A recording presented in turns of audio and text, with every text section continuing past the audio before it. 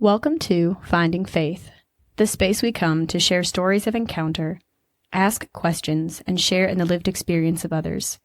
As you listen to the stories of our interview guests, I ask that you consider the courage it takes to stand before your peers and share your experience of faith for the benefit of another. My name is Jessie Bennett, and this is the 30th episode of Finding Faith.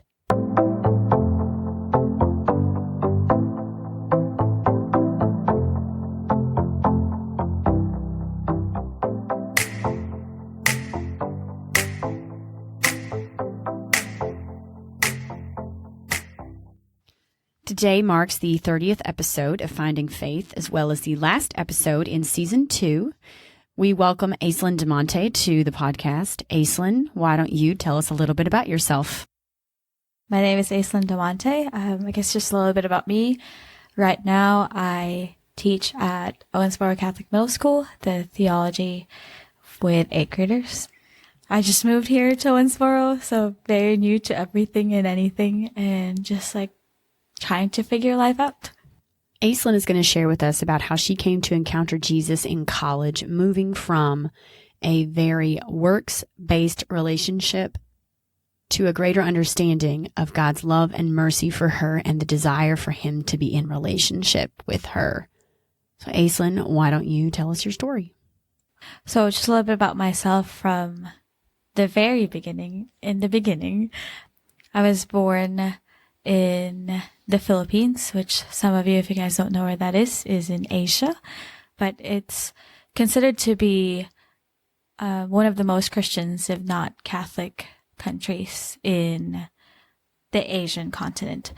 So I grew up there. It was a very Catholic country where it's as I said, most people are just following the faith because it's part of their culture and not necessarily because it's defined who they are and how they interact with each other, but it's just more of, this is what I do because I am Catholic.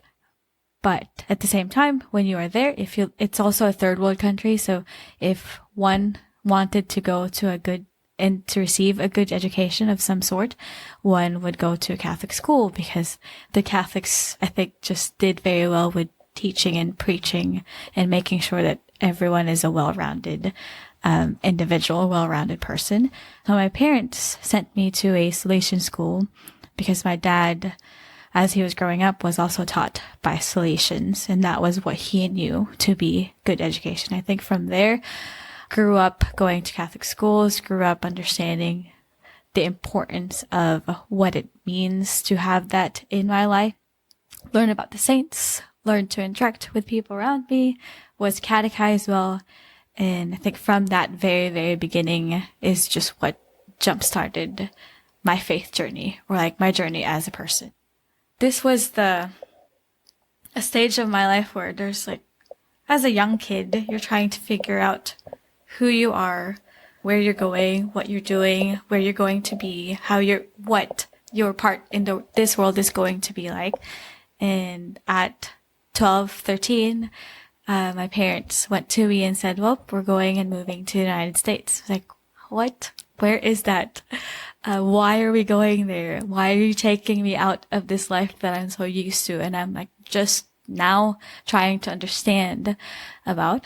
My dad found a really good job here in the U.S. and he had this big idea or big dream of just providing for his family, providing for his children as much of an opportunity as they can. And the American dream, you come here and you live and do everything and anything that you can.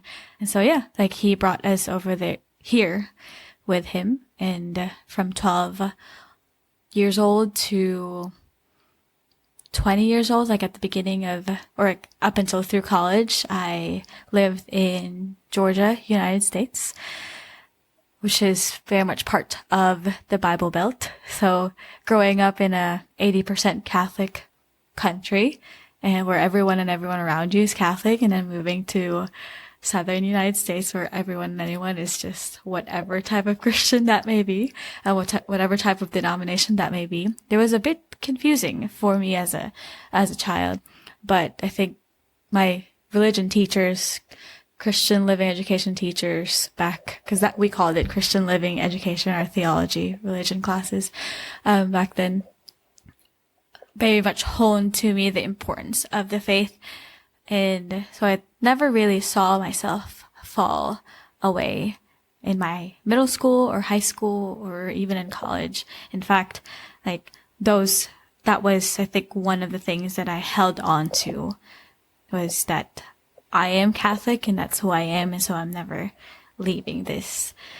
Yeah. In high school and in middle school, I think is where I started to figure out, okay, why is being Catholic important to me? Why is that the one thing that I wanted to hold on to from back home in the Philippines?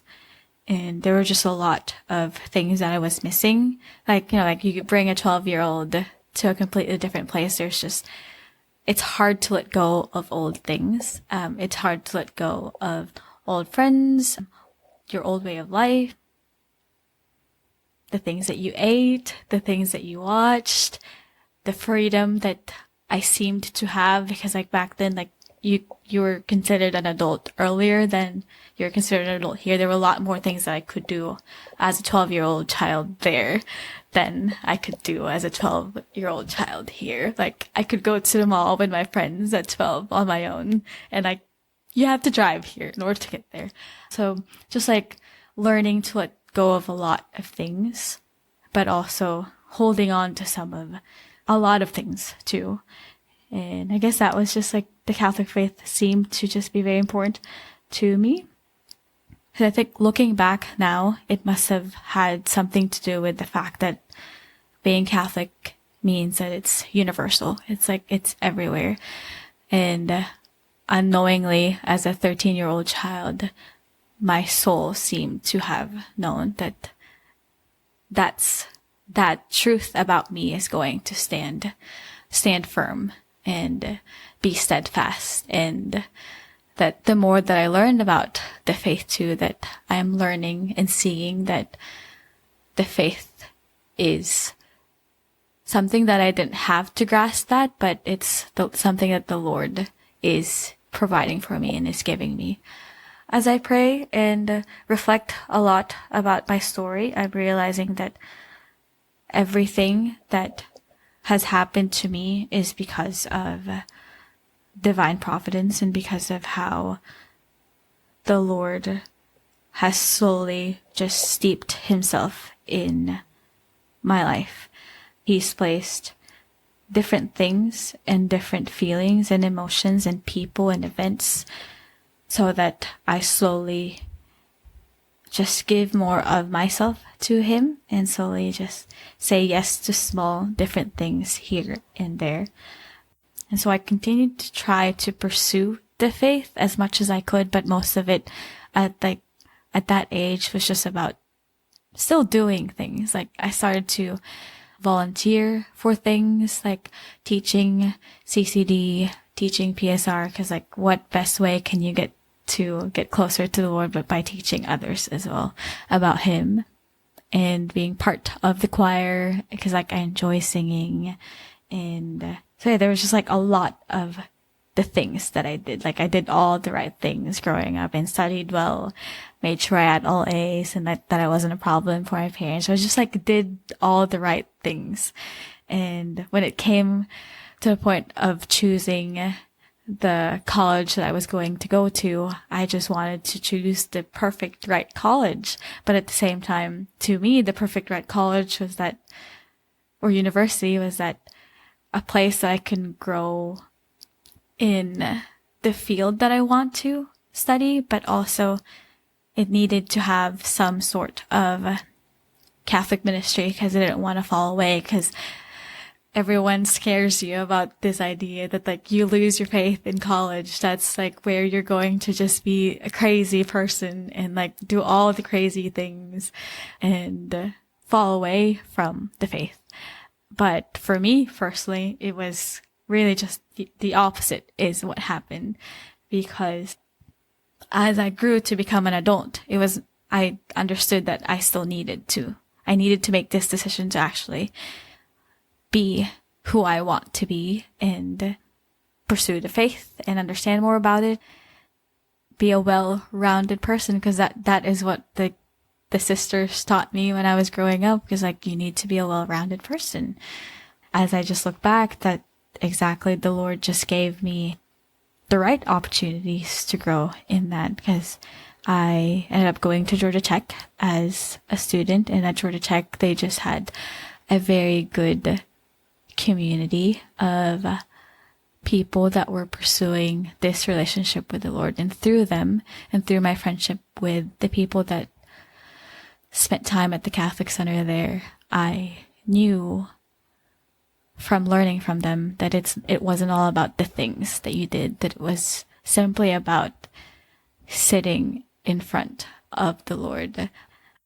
There were all these people that I'm seeing and watching who truly just loved the Lord and had some sort of relationship with him and were praying and was like hearing things from him, I guess is what they would say too, and like not knowing how to do that, to be encouraged by them to just like sit in prayer. And like, so from there, and from just their encouragement, and from really truly just being friends with them and being accompanied by them and encouraged by them to just be and not do. And also during my time in college, meeting some of the focus missionaries there, and from them learning how to love the Lord even more and be loved by him even more as well, just continued to slowly and slowly give more of myself to him. I don't know if that makes sense, but that it was just really the right people at the right time, at the right place, and just the Lord doing things in your heart. Because as I repeat this again, it's like as I like reflect in my story and just continue to think about what the things the Lord has done in my life, I don't know if I would be where I am now if it wasn't because of those small little things that he's done, that he slowly just said, okay, at this moment of my life, I want you to say yes to this.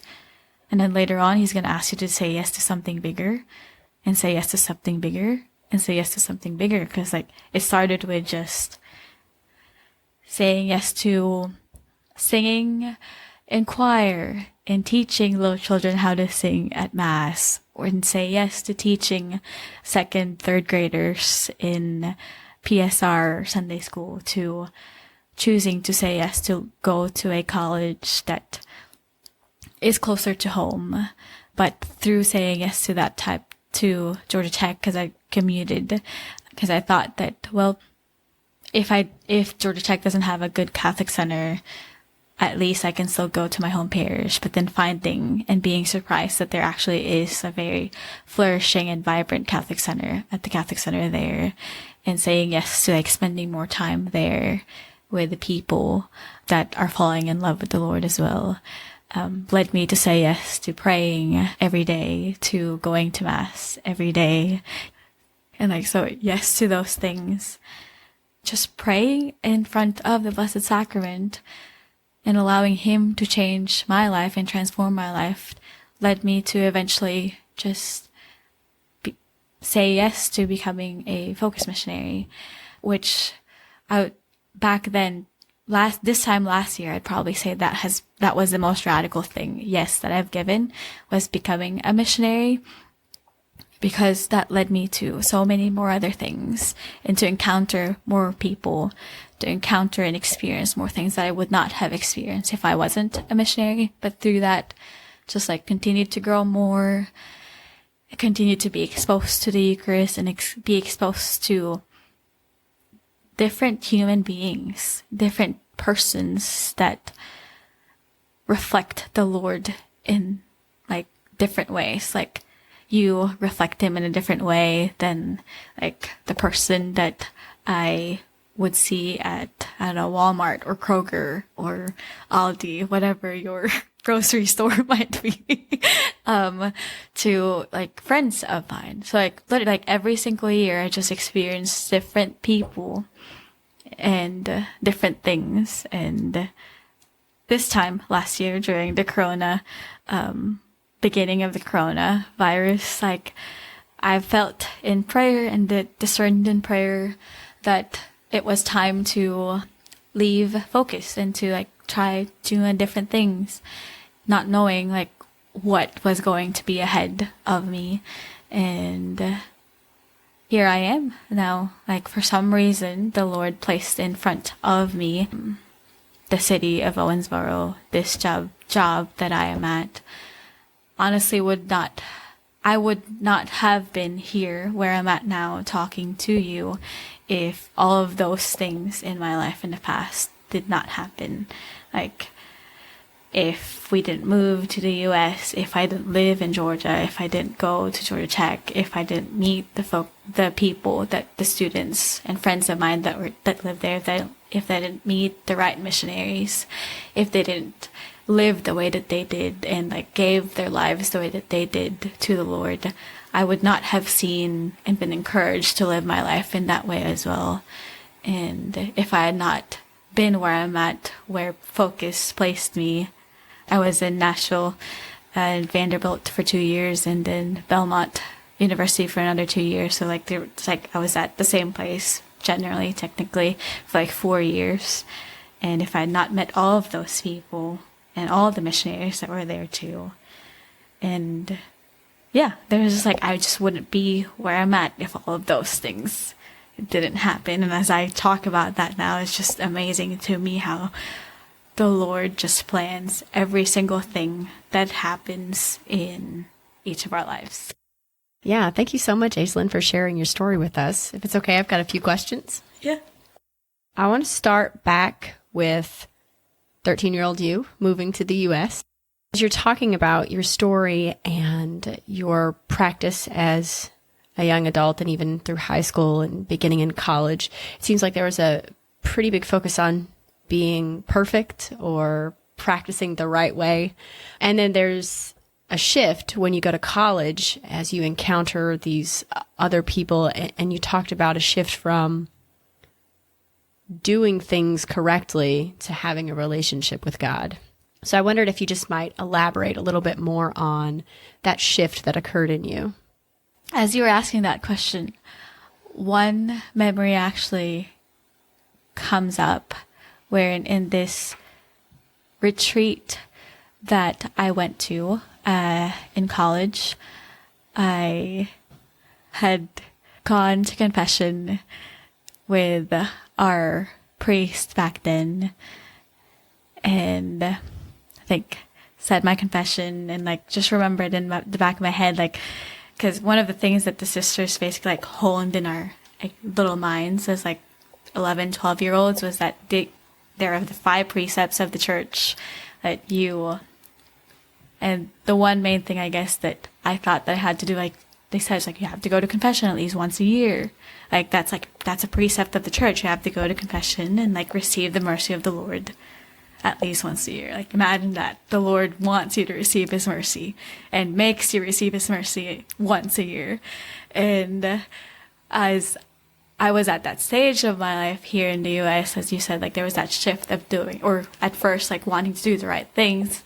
I said, well, let's like make that twice a year instead of just once a year. Like I told myself that I will go to confession at least once during the Christmas season and during the during the Lenten season, because those are like penitential seasons in our faith, right? So I was very proud of myself. Like I go at least twice. That's more than the requirement.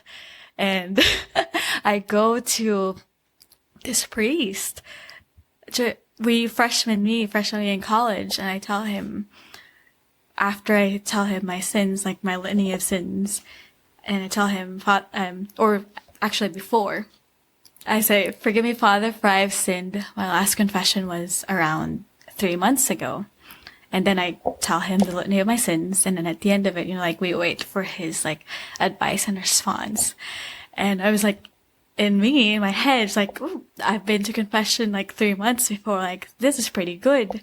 And he just like looks at me with the Father's love. And I can still remember it now. And he says, welcome back, my daughter. I'm glad that you are coming back to receive the mercy of the Lord. But I encouraged you and I advise you to go at least once a month. More than that if you have to, because he has so much that he desires for you. And after that, I was just I think taken aback. It's oh, wow, the Lord has so much that he wants to give me. And I think receiving more of the sacraments, even though I probably, as a freshman, was just thinking oh yeah, so I guess I need to go once a month now. And, but I think slowly and more surely, the sacramental grace that I've received from the Lord because of going to Mass, because of receiving his mercy in confession, was just strengthened. And that is what transformed me from understanding that it's not all about the things that I do, but it's simply because I am loved and I am his. Yeah, beginning to develop that relationship with him. Mm-hmm.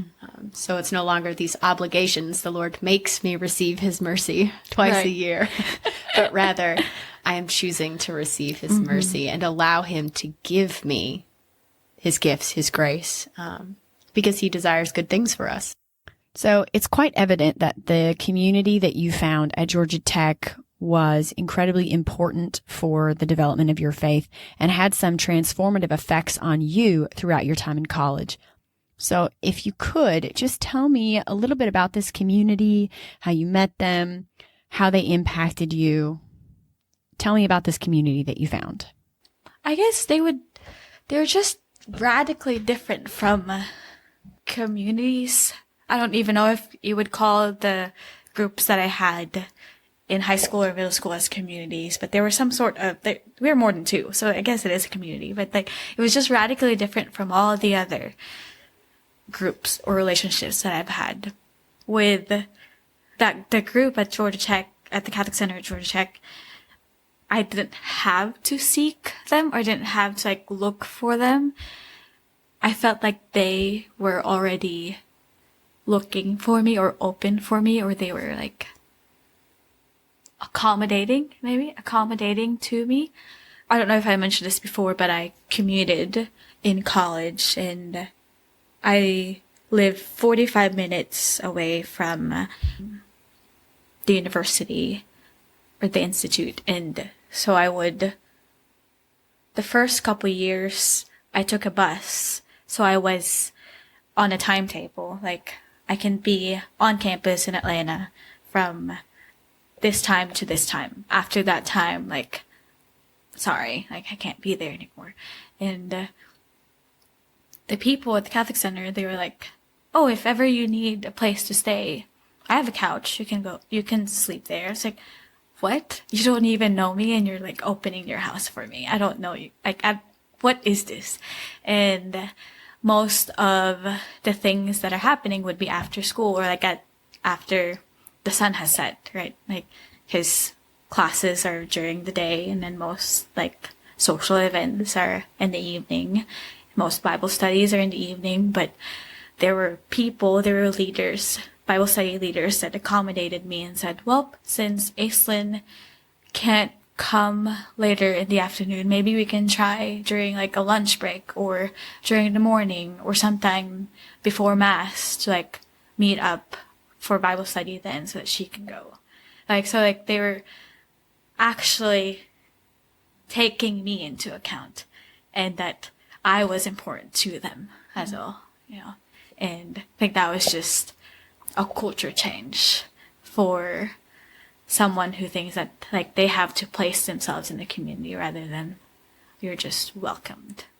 And really drawn in to the community, that, like you said, that they're willing to change their schedule and the way that they would typically do something to be able to accommodate you and your schedule. That's huge. And I'd say some of the best friends that I've made because they've opened their houses for me. I've couch surfed and here and there in college, and they've also put up air mattresses for me or things like that. When there's a test happening the next day and I need to stay because of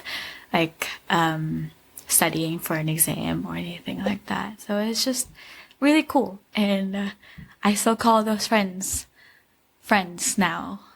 It was just also just a culture change for me because I've had to move so much, I haven't necessarily had friends that stayed the same. And it's amazing to me to be able to look back and say that, oh, those friends of mine that I made in college are still here in my life now. So it was through college that you first came in contact with Focus missionaries? Mm-hmm. So for those of you, or for those who have never heard of Focus, we've had a few people who've talked about Focus, but in case you haven't listened to their episodes, could you just tell us what is Focus and what do Focus missionaries do? Sounds good. I guess here's my spiel. Focus is an acronym for the Fellowship of Catholic University Students, and usually they are recent college grads that give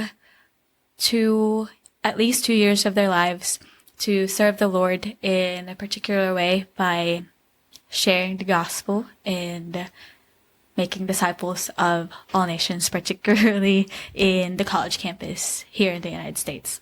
We often don't think of the U.S. as a place to do mission work, but there is so much more that we need here in the U.S., where it's most people are alone and unloved and feel unseen. And particularly most people feel that way in college. And I think the founder of Focus just saw the importance of how college students needs to be evangelized to and to be catechized. And also we need to then ask them to do the same for their generation. So we're that is what we do, or what I did as a Focus missionary. And you said you served with them for 4 years? 4 years. 2 years at Vanderbilt and 2 years at Belmont University. Where's Belmont University? It's literally right next door to Vanderbilt. So Vanderbilt and Belmont actually shared the same Catholic center. They call it the Frassati House. So it was neat to be somewhere and then just scoot to the next campus right next door. So could you tell me a little bit about what it was like to be a Focus missionary and what it was like to be on these college campuses and working with students? I think one of the main things that I've learned through that experience as a missionary, that I still do now continue to learn, is in order to be able to serve others and to give of myself to others, I need to be overfilled by the love of the Lord. Because oftentimes we think, or I thought, I can't speak for others, that I had to give my very best and give my all to this person that's right in front of me. But honestly, it's just, if I'm loving the Lord, hopefully they're also being loved by the Lord. And so I need to completely be filled by Him. And by living my life as a witness, only can I actually be transformative to others as well, and encourage them to be transformative to others too. So the prayer aspect of it, I learned that. And then I also learned to not be afraid to call others higher and better. Because I need to love them where they're at, but I shouldn't be afraid to also ask them to be better. But on top of that, I shouldn't be afraid of being rejected. It's just gonna happen. And it has happened. So to be loved by the Lord, to call others out, call them higher, and to not be afraid of rejection. So I just have one last question for you. Earlier you mentioned that up until last year, saying yes to Focus was the most radical thing that you had done. And in the spring of 2020, you were looking for the next thing that you were going to do in life. And eventually that led you here. So if you could just talk to us a little bit about that journey, the process of discerning out of Focus and figuring out where that you were going to land, what your future was going to hold. Just talk to us a little bit about what that was like. So yeah, I was ready. I think at that time, at that stage of my life to head on to what we call like lifelong mission, to reach out not just college students, but like people of my generation that are like around my age, because like the older that I get, the younger that they become. And so like Curtis Martin has said this a lot of times, was like, you're in charge of your own generation. And so I guess like in my mind, it's like my generation is somewhere else at that time now. So I was ready to kind of just like look at where else the Lord might be inviting me to go to for that lifelong mission. And was just thinking about the different people in my life that I could ask for advice as to, okay, how do I write my resume? How do I write a cover letter? Where do I look for jobs and all that stuff? And also, where do I even want to live? And back then, this time last year, like at the beginning of this pandemic, was when I was deciding this. And I had already made the decision of the fact that I'm leaving Focus, either leaving it completely or working somewhere else in a different capacity, while still with Focus. And yeah, it was just like the pandemic happened. I didn't know where I was gonna go, and I almost decided to stay, but just knew in my heart that the Lord really was like preparing me to go somewhere else then. And so through friends around me, I worked on my resume, sent as many applications as I can to different jobs that I found that fit the next job that I would like to do. I really wanted to work with kids. I thrive with kindergartners and pre-K first graders, because they're just so fun. As we were talking about earlier, your little son is just like, he just says profound things and he doesn't even know that they're profound. He doesn't even know that it's funny. But I enjoy, I think, just being with them and watching them live. And so that was actually what I wanted to do. But for some reason, here I am teaching middle schoolers, and that's still great and wonderful, and they're amazing, and they actually still transform my lives, even though they don't think they do. But anyway, the story of getting there was more of one of my friends, Cara, already lives here. I just randomly called her one day and asked her for advice, because she used to be a Focus missionary and has left for a year, and was, asking her for advice as to what do I do? Like, I think I am going to be, like, I'm ready to go and leave. I just don't know where I want to be, what I want to do, where I'm going to go, and all that stuff. And so she just randomly, like, suggested, like, well, there's this job that I saw a couple days ago. I think you should try and apply for it. You said you wanted to be a teacher, right? And it's theology. And back then I actually wanted to either go back to Atlanta or live in Chattanooga, Tennessee, is where I would love to end up someday. But so I applied, most of the jobs that I applied to were those three places, because I first decided, okay, where do I want to go? And then I'll hone down my decision through that and look for jobs in those places. So I was only looking at, Atlanta, Chattanooga, and then maybe Nashville, because like I'm used to the city. I lived there for 4 years. And then here was Cara just like randomly suggesting, well, Owensboro. And I was like, well, why not? I mean, sure. I do want to teach theology. Middle schoolers sound fun. So I applied, and for some reason they loved me.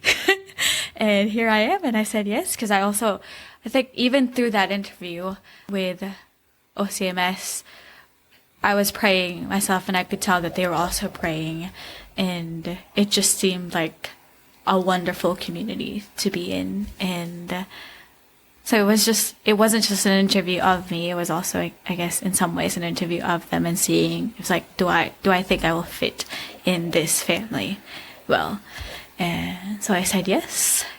And in July, I moved all my stuff from Nashville and brought them up here to Owensboro. Oh, I actually, in that month time frame, I asked a friend of mine to drive up here with me as well to look for houses and stuff, and I just happened to have found this place that was right very close to my friends as well. So it was just all divine providence, really. It was just it just all went into place. And so because that is what happened, looking back now, and even as it was happening too, I could tell that, all right, this is all the Lord's, because it was just so quick, so fast, and it's just it fell into place so well and so quickly. Yeah.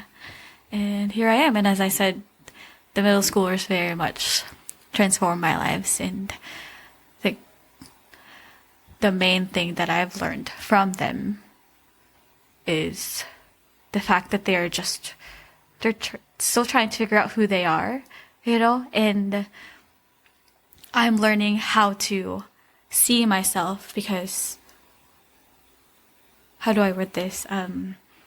As I watch them try to figure out for themselves who they are, I already see them, as the Father sees them, of you are my beloved child with whom I am well pleased. And so it's really cool to be able to look at them like that and watch them make silly mistakes and funny mistakes or stupid mistakes sometimes, and still know that they are loved and they are known and they are seen. And because of that, I am able to replicate that to myself as well. Know that if I know that they are loved and they are seen and they are known by a good Father, then I know that I am as well. So it's just really cool. That's beautiful. Middle school is a really fun and interesting age. They have so many questions. I love getting to hang out with middle schoolers because they have a lot of really good, tough, sometimes very tough questions. And they're at a good age because they're not afraid to ask the questions, but they're old enough to understand the answers. So I really enjoy talking to middle schoolers. All right. Well, thank you so much, Aislinn, for being with us today. Thank you for having me. And thank you all for listening here today. If you are interested in hearing more stories of finding faith and encountering, make sure you're following us on social media so that you can find out when Season 3 comes out this summer. Our follow information can be found on the show notes for today's episode. If you have any questions, need someone to journey with, or would be interested in sharing your story, please contact me at findingfaith123@gmail.com.